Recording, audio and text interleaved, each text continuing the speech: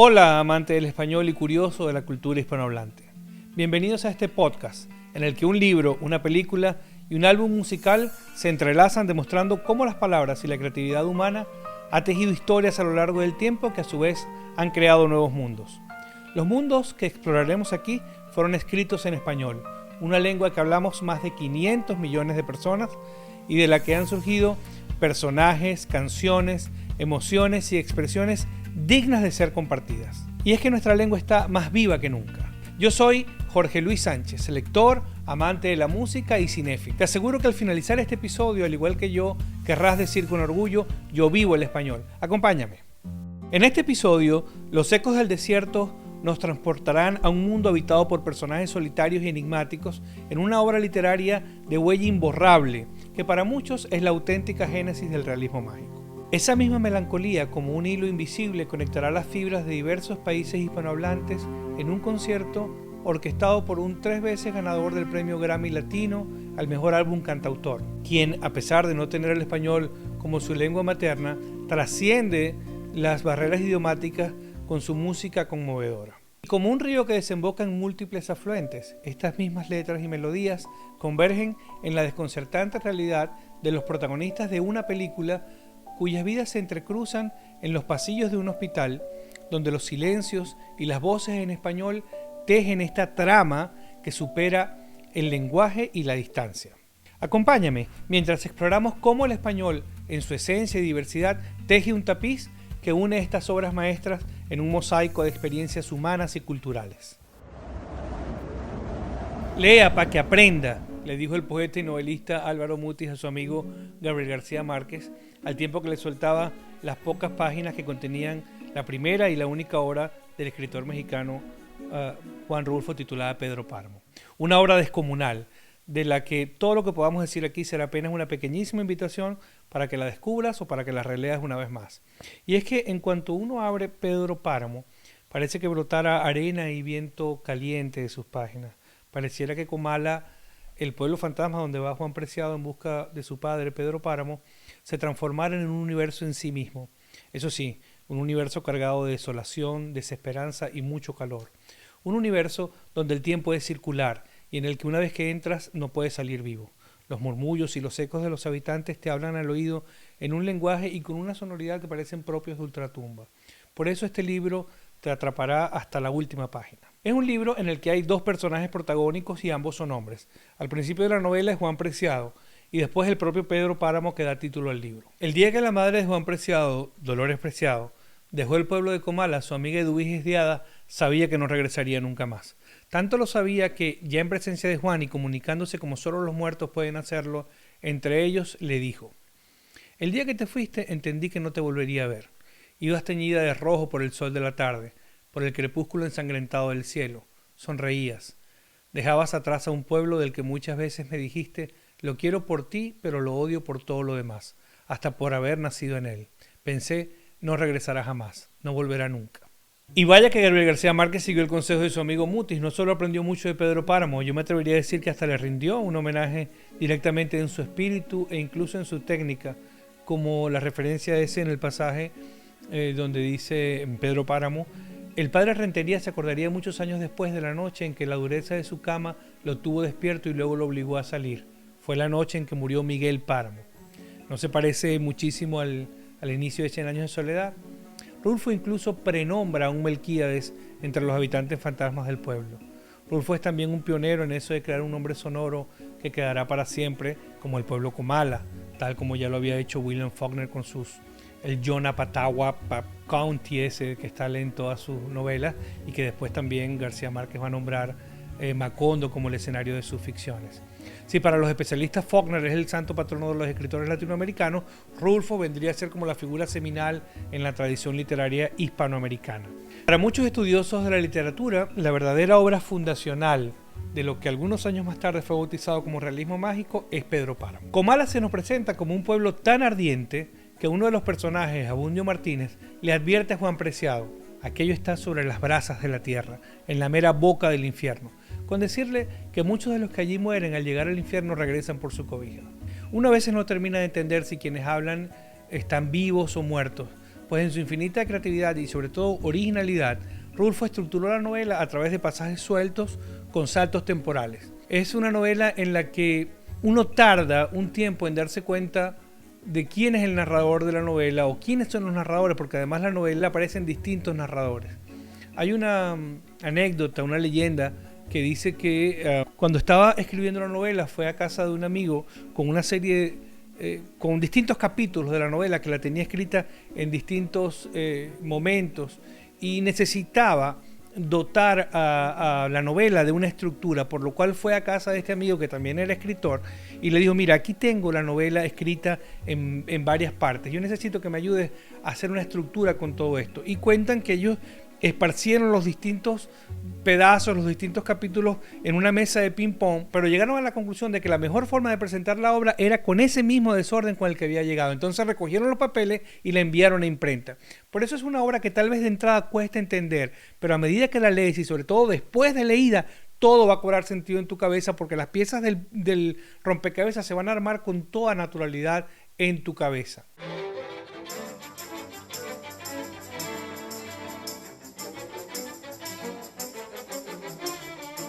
Caetano Veloso es un músico brasileño, nació en el año 1942. Siendo brasileño, lógicamente, casi toda su obra la ha desarrollado en el idioma portugués, pero no solamente es un cantautor, también es poeta, escritor, cineasta, periodista. Algunos hasta lo comparan con John Lennon o Bob Dylan. Él, conjuntamente con su hermana y Gilberto Gil y Gal Costa, su hermana es María Bethania, fueron los fundadores de un movimiento cultural que estaba destinado a reevaluar toda la música brasileña. Eso se llamó el tropicalismo, Tropicalia. Veloso, en su disco Fina Estampa, recoge el espíritu de la música del pueblo, que supuestamente le gustaba mucho a Juan Rulfo, porque era la música del pueblo latinoamericano, la música triste. Y con esas canciones que empezamos nuestro tejido con hilos de español, ya que casi todos los temas son de países de habla hispana, o al menos de los que tienen el mayor número de hablantes en español, como lo son México, Argentina, Colombia, Venezuela, Perú, Paraguay, Puerto Rico y Cuba. Él mismo dijo que se trató de un movimiento hacia adentro de mi memoria más íntima, hacia el interior de Brasil. En la pequeña ciudad de Santo Amaro, en Bahía, donde nací y viví hasta los 18 años, se oían en la década de los 40 y de los 50 canciones cubanas, mexicanas, argentinas, paraguayas, puertorriqueñas, y marcaron y formaron a toda una generación. Bueno, esto nos da a nosotros una idea de la fuerza del español, más allá de la belleza de cada uno de los temas que están en este disco, y también de cómo nuestro idioma, a través de la música, pudo permear hasta un pueblito de Brasil para que un niño nunca olvidara esas canciones y las grabara en un disco que se considera una joya de la música. Hay canciones de los años 40, pero también hay canciones que son un poco más contemporáneas, como la canción de Fito Páez, Un vestido y un amor, o tal vez la tonada de Luna llena de Simón Díaz, que son canciones, bueno, la tonada de los 80 y Un vestido y un amor de Fito Páez tal vez de los 90. Te vi, saliste entre la gente a saludar. Caetano Veloso hizo una concepción instrumental muy especial para este disco. El tema de las cuerdas particularmente tienen una presencia muy especial en toda la obra. Caetano Veloso y Morán Lemblom replantearon muchos de los temas, dotándolos de una belleza, de una elegancia, de una sencillez en la orquestación, que son muy especiales y que le dieron un sonido nuevo a todos estos boleros.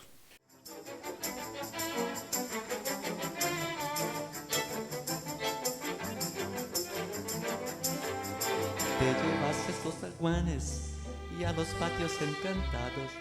La presencia de los violines, los violonchelos, los vientos, la percusión creativa y tan cuidada han hecho que muchos críticos expresaran que esas canciones nunca se oyeron así. Especialmente eso ocurre con el tema que le da el título al disco, Fina Estampa, de la peruana Chabuca Granda. La forma de cantar Lamento Borincano de Rafael Hernández, el arreglo de cuerdas de Vuelvo al Sur de los argentinos Astor Piazzolla y Fernando Solana, o el tema que ya les hablé antes, Tonada de Luna Llena, define exactamente lo que es hacer una versión sofisticada, pero manteniendo el espíritu de esas canciones. Veloso comentó que estuvo especialmente preocupado por pronunciar muy bien cada una de las palabras y que tenía mucho respeto por el lenguaje. Es evidente que todo el profesionalismo y toda la experiencia del señor Veloso estuvo en cada una de esas interpretaciones, porque el resultado ha sido una joya indudablemente.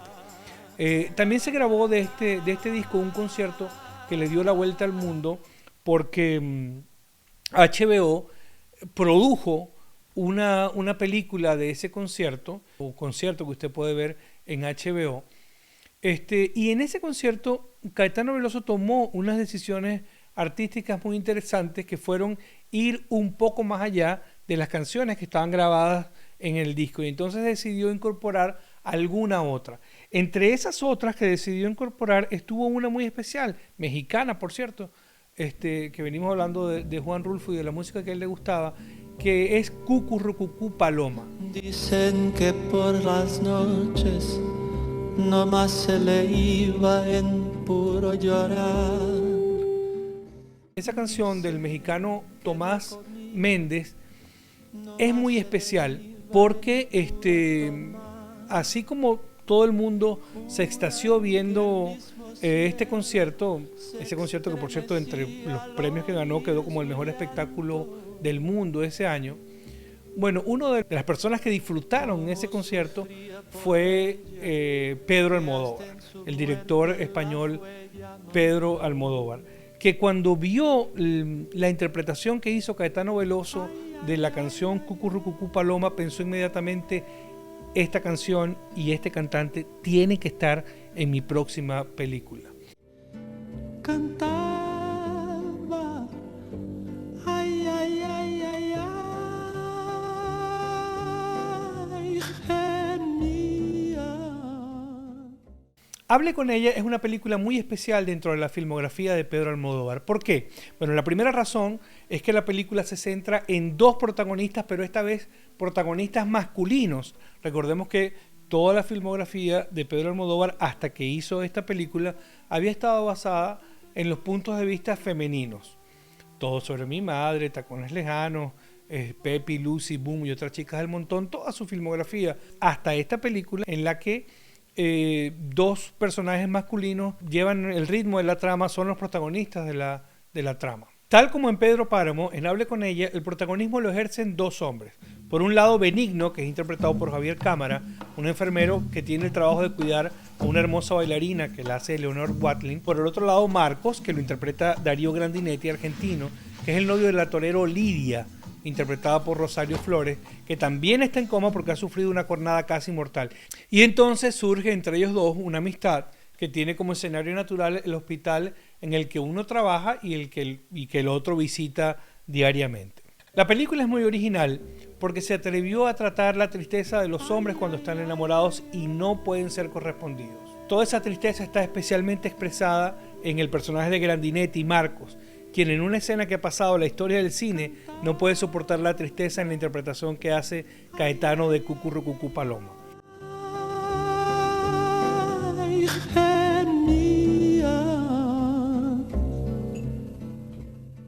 Tal como habíamos dicho, Pedro Almodóvar invitó a Caetano Veloso a que apareciera en la película. Las conexiones con el disco Fina Estampa son evidentes. Incluso entre las asistentes a la fiesta que recrea Almodóvar como excusa para que Caetano Veloso aparezca cantando, está Cecilia Roth entre los invitadas, que bueno, ella es una actriz que ha aparecido en otras películas de Pedro Almodóvar, incluso aparece quizás en su película más famosa con la que ganó el Oscar, Todo sobre mi madre.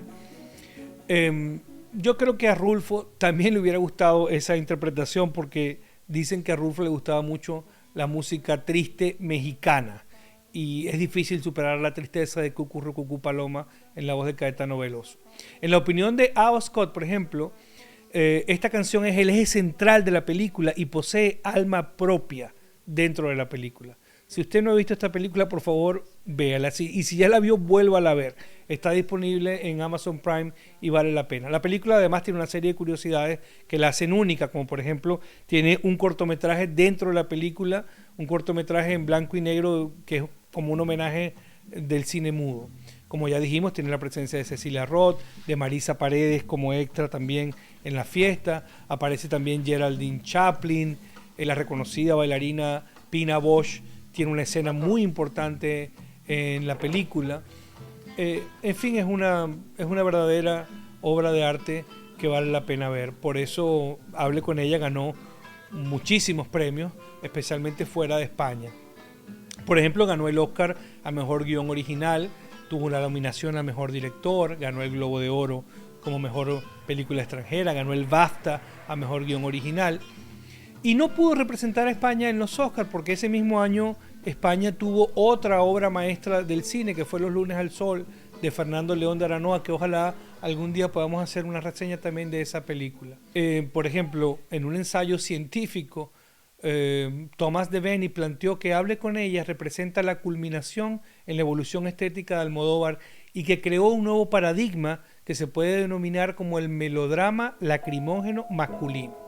Él también dice, por ejemplo, la música aquí es esencial, tiene un papel especialmente importante ya que subraya el tema principal de la película, que es la soledad, pero también porque subvierte la idea del macho hispano con el carácter emotivo de Marco, quien lleva las emociones a flor de piel. En este sentido, viene a ser exactamente lo opuesto a Pedro Páramo, que era un dictador. Son dos ideas que se complementan muy bien, una porque habla del machismo latinoamericano y la otra porque precisamente desmonta esa idea en su totalidad. Nos explica que los hombres también pueden ser sentimentales y que también pueden sufrir por amor. Para despedirnos solo podemos unirnos a la crítica de la prestigiosa revista Premier de Francia, que en su momento expresó: filmar la muerte es a veces la forma más bella de hablar de la vida.